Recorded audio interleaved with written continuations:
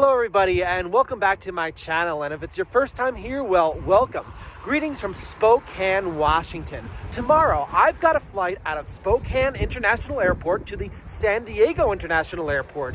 I've been listening to you and your requests for different airports for me to fly into, so tomorrow I'm flying into SAN and you're going to come along with me. Thank you so much everybody. I hope you enjoyed this video.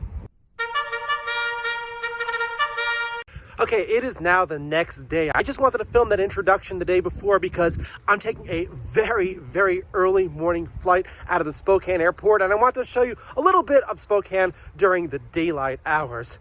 Wow, it is early. In any case, I am super excited to be flying into San Diego today. My aircraft today will be a Alaska Airlines Boeing 737-900, and I'm sitting in the premium cabin today. As I approach the Sea Gates area of the Spokane airport, I get a nice and well-lit view of some of the RON aircraft. No, Alaska doesn't name their airplanes. RON, or R-O-N, stands for Remain Overnight. These are airplanes that flew in the night before and remained overnight for the next day's flight. My 737 is actually at the gate already, so I'm going to walk over to the newer side of the Spokane airport. Now, as you all know, I am a very frequent flyer on Delta Airlines. This is only my third flight ever on Alaska Airlines. Let's see how it goes. I'm excited. I just spotted that bottle of water on the curb. I know I'm in Alaska territory right now. I remember that from my previous flight.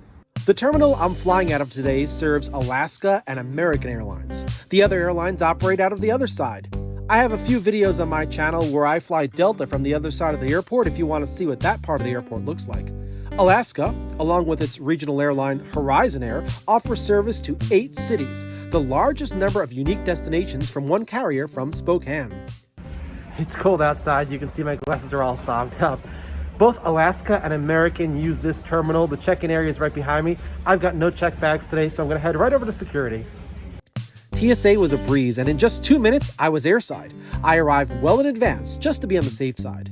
So this is what happens when I get to an airport extra early. There's no one here, but I like the quiet airport experience. So this is the first time I'm bringing San Diego International Airport to my channel. Many of you have asked me to fly into the airport. I have actually flown into SAN, San Diego, many times in the past, but this is the first time I'm doing it for my channel. Now, when you're flying into San Diego, many of you know this, you need to sit on the left-hand side of the aircraft because most of the time, and I really mean most of the time, San Diego Airport is landing on runway 27, which is an approach over the city. And if you're sitting on the left-hand side of the aircraft, you'll get a great view of downtown at a very low altitude right before touchdown. So always make sure that you select the seat on the left side of the aircraft. Now, the possibility still exists of landing the opposite direction on runway 9. It could happen, but every time I've looked at this airport's operations, runway 27 has been the active landing runway. As a matter of fact, I'm so confident that we're going to land on runway 27 today that I'm not even going to check the wind because I want to be sure that I see the city of San Diego on the left-hand side of the airplane. And I've also got to say that I am very excited about another flight on Alaska Airlines. As I mentioned before, I'm flying on a 737-900 in the premium cabin. The premium cabin is located directly behind the first class cabin and in front of the economy section. So I'll have a little bit of extra legroom for my flight today. Alaska gates are on 2 levels here at Spokane.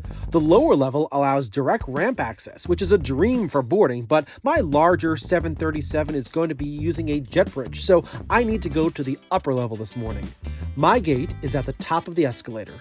Today, my flight number is 108, and the pilots will be using the ATC call sign of Alaska 108 when communicating with ATC today.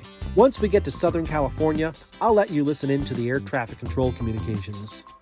This is it, my Boeing 737-900. Okay, the airplane is here. I'm here. There's no one else here. As usual, I'm early. I'm going to get some food. Not completely sure of the food offerings on my flight, I decided to go to the Starbucks across from my gate. I'm in the state that Starbucks is headquartered in, so why not? This is just one of over 30,000 Starbucks in the world. Well, I'm in Washington, so it's pretty appropriate to have a Starbucks.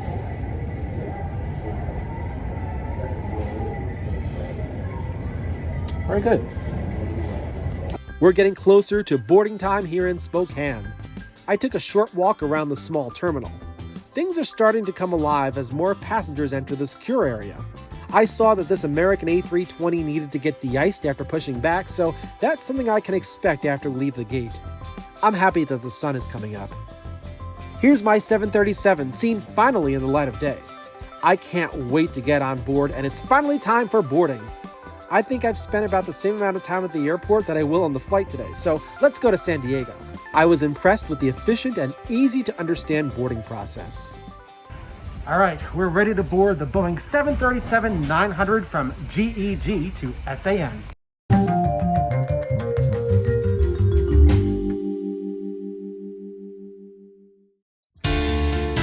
The Alaska interior is very pleasant, and in my premium seat just behind first class but ahead of the wing, I have extra legroom. Alaska does a great job at making the ride comfortable. And to make things better, no one sat in the middle seat for this flight to SoCal. This seat has a standard tray table located in the seat in front of you, and there's even power at the seat. Overhead controls are typical for an aircraft of this size. I will say I'm very satisfied with the legroom in this premium section on this Boeing 737. Okay, I'm on board the 737-900. The window shades were actually up when I got here. They're a little scratched. Not too satisfied with the clarity of taking videos today, but we'll see. Hopefully I'll get some great views coming into SAN. Come along with me for the great flight today.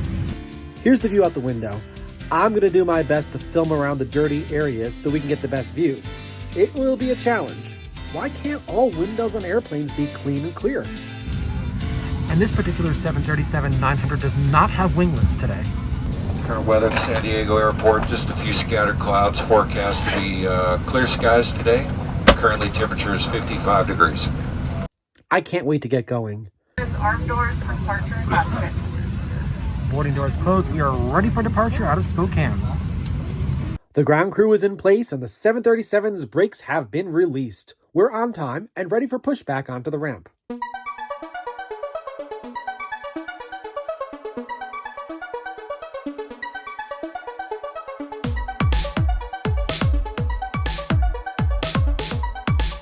And just as I had anticipated, this aircraft, which remained overnight here, had to be de-iced. So as soon as we pushed back, we stopped in a safe area and the de-icing truck came by for spraying. De-icing is a very important safety procedure that helps remove frost that developed overnight. The only problem I have with it is that it makes it very hard to see out the window. With an already dirty window, application of de-icing fluid does not help, but I recognize that safety comes first. De-icing only took a few minutes, and in no time we were off of the ramp and onto the active taxiway under the guidance of controllers in the tower. Within moments, we were on runway 21 on what was probably the worst visibility I've ever had on a clear day due to the de-icing fluid on the windows.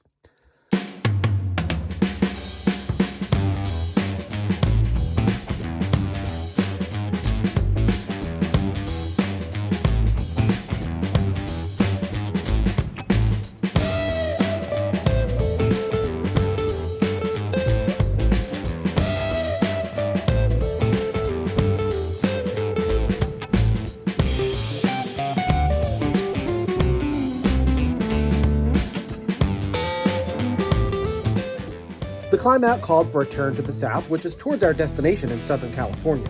The sunlight combined with dirty windows and residual de-icing fluid made it really tough to see outside, so for a little bit of time I focused my attention on the interior of the cabin for a bit.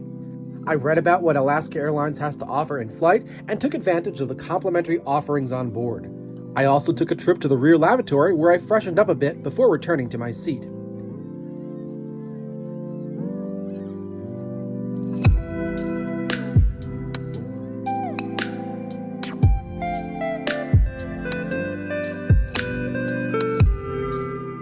Out the window, things started to improve a bit with the lighting. Finally, the de-icing fluid was no longer an issue. Now I can finally keep an eye out for air traffic around my flight, like this SkyWest CRJ 200 flying from Boise to LAX just below us. It's always great to capture moments like this on camera. Now, of course, as you can tell from the title of this video, I'll be landing in San Diego today, and I'm happy to report that as the flight progressed and as the sun angle changed, I was able to see more clearly out of the window for the great approach, but for now, I took in the wonderful view of the mountains in the en route phase of flight. And yes, I am sitting on the correct side of the airplane for the approach to San Diego this morning. Today we'll be flying an RNAV approach to San Diego. We'll be following the California coast southbound first, then we'll turn inland to the left, then make a right turn back to line up with the runway and land on runway 27. One thing that I enjoyed about this flight is that we flew directly over the Los Angeles area, providing some great views of the urban city area.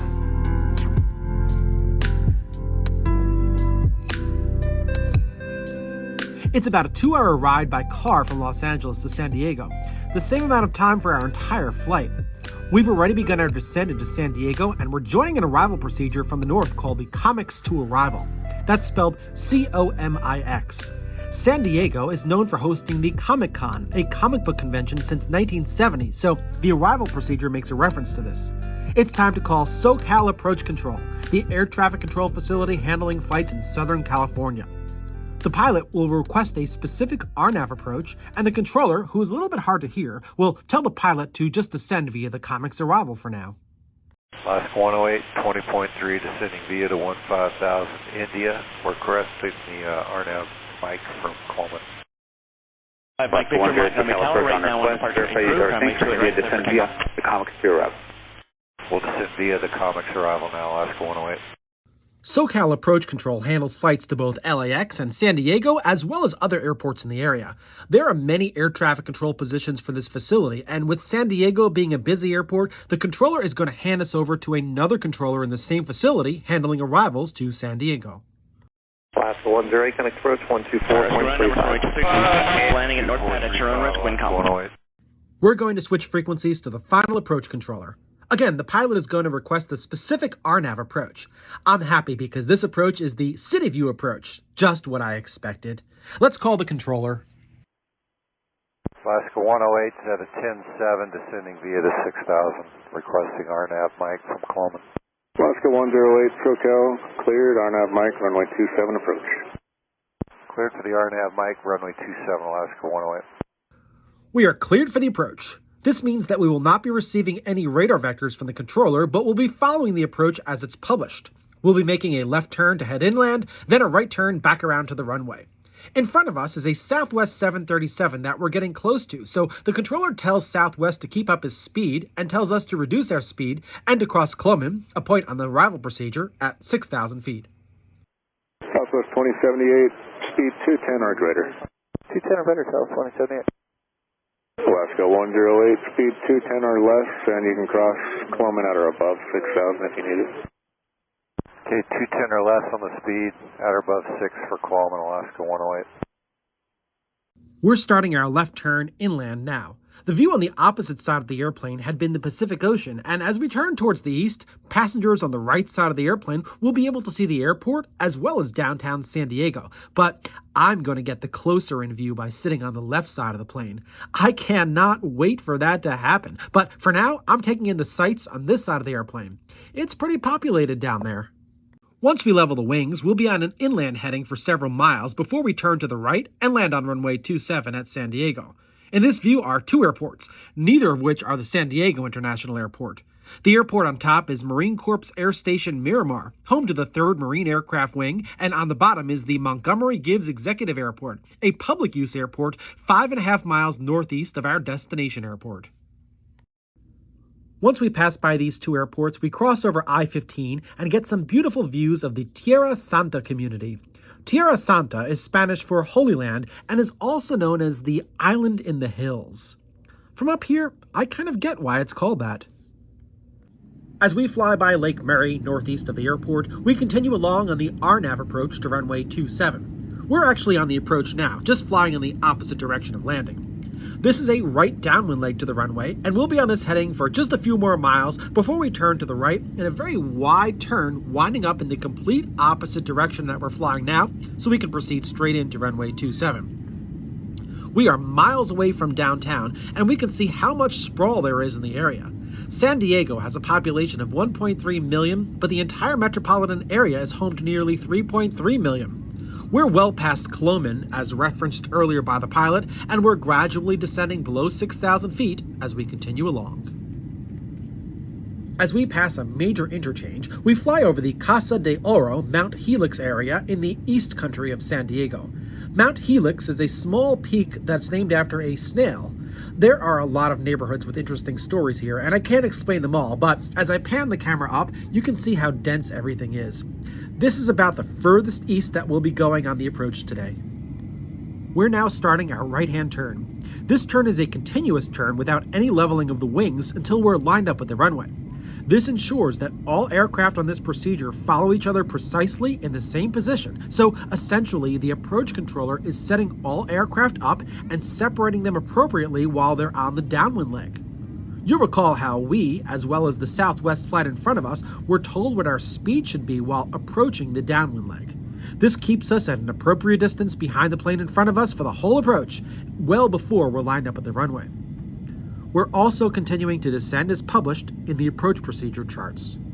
This is a long, slow, and wide turn, and you might not even realize that we're in a right-hand turn. There are mountains in the distance at the end of the metropolitan area, so we can't go any further east. The tallest peak is at 5,000 feet, and we're below that altitude now, so we continue around towards the south and then the west. The view on the right side of the airplane is the densely populated areas, but we'll be seeing more of that once we complete our turn, as we'll have flat lands on both sides of the airplane. It's just a few more moments until we're lined up with the extended center line of the runway, and you can already start to see areas of homes along the mountainside area. This is the southeast area of San Diego. We're pointing the airplane towards the Pacific Ocean now and are almost lined up with the runway. And it is indeed the runway. There is only one runway at the San Diego International Airport. Despite it being a major metropolitan city, a single runway has to accommodate all arriving flights and all departing flights. The tower controller needs to fit in departures between arrivals. As soon as an arrival touches down, the tower will tell a departure to line up on the runway, and once the arrival clears the runway, the departure is told to take off. However, during this period, there just were no departures, so we followed the Southwest airplane to the runway. But normally there are departures, and this makes the work of the controller at the airport very stressful. My channel focuses very heavily on LaGuardia Airport in New York City, and I often talk about how for every arrival there's a departure, but that occurs on two runways that intersect. There is no second runway or intersection here. One runway handles everything. It's now time for the approach controller in the SoCal TRACON to hand us off to the control tower at the airport. Alaska 108, contact the Lindbergh Tower on 118.3. Have a good day. Over to Tower, Alaska 108. Notice how the controller told us to contact the Lindbergh Tower, not the San Diego Tower. The airport used to be known as Lindbergh Field, named after Charles Lindbergh. The tower still retains the Lindbergh name, but the airport is known as the San Diego International Airport. Let's call the tower. Alaska 108, RNAV Mike for 27. Alaska 108, Lindbergh Tower, runway 27, clear to land. Clear to land 27, Alaska 108. We are cleared to land on runway 27. The Southwest 737 is ahead of us and will touch down soon, and there are no airplanes waiting to take off. We're in position for the amazing final approach. Yes, the skyscrapers of San Diego are going to be right outside my window just moments before we touch down as we fly over Balboa Park. For now, in the distance, we can see San Diego Bay, and just beyond that, the Pacific Ocean. We're flying over a densely populated area all the way to touchdown. Almost every aircraft landing at San Diego flies this approach, as the wind calls for landing in this direction most of the time. I'm lucky to be flying in this direction, but not surprised at all because it's so common. By this point, the Southwest 737 has landed and has been asked to clear the runway and contact ground control. Southwest 2078, turn left Bravo 8, taxi on to Bravo, contact ground. Bravo 8, Bravo ground, Southwest 2078. We are currently the only aircraft on the control tower frequency now. There's enough room for the tower controller to launch a departing flight, but the demand is just not there right now. It's a very quiet morning. It's just us, with no airplanes to provide any conflict, and an amazing view moments before we land.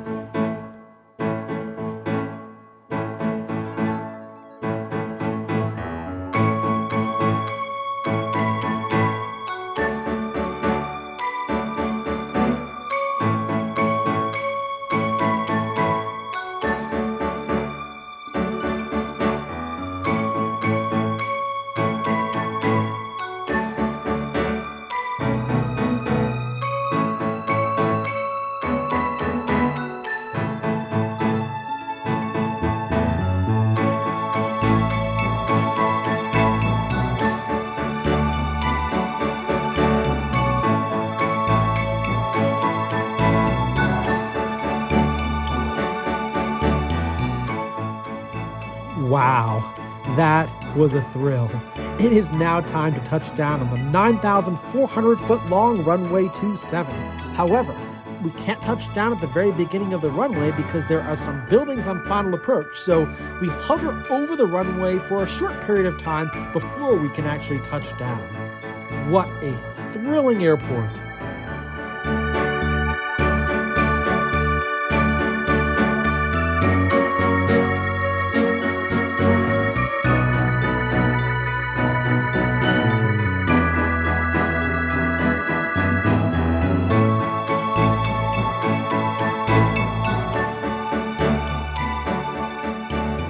As we slow down, the tower controller tells us to clear the runway to the left and to contact the ground controller. Alaska 108, turn left, Bravo 8. Taxi to Bravo, contact ground. Bravo 8, Bravo ground, Alaska 108. Let's contact ground control for instructions on how to get to the gate area. Our taxi is going to be really short today because our gate is straight ahead of us. Ground Alaska 108 is clearing at Bravo 8 for gate 22. Alaska 108, Lumber Ground, taxi to the ramp via Bravo. Bravo to the ramp, Alaska 108. As we pulled into the ramp, I was finally able to see a departure off of the runway that we just landed on.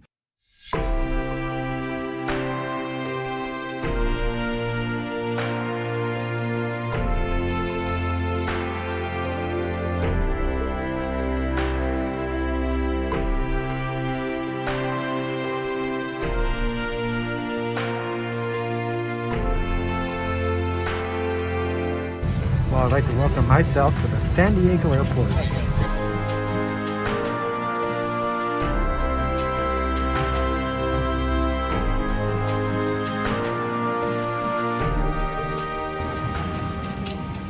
Thank you.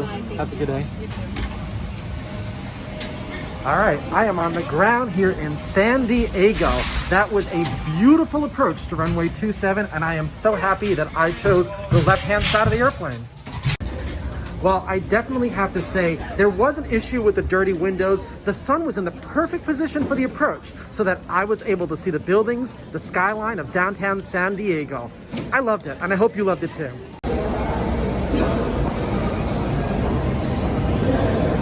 You know, I've got to say, I love airports that are situated right by the downtown. It's just amazing how you have this confluence of this urban environment and aviation all in one spot.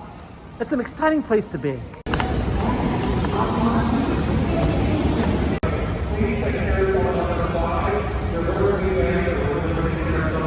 It's time to leave the airport terminal and enter the warm Southern California weather. Ah, it is beautiful here. Well, I'm now in the downtown area of San Diego. What a beautiful approach that was to runway 27. I'm sure you understand now why I sat on the left-hand side of the airplane.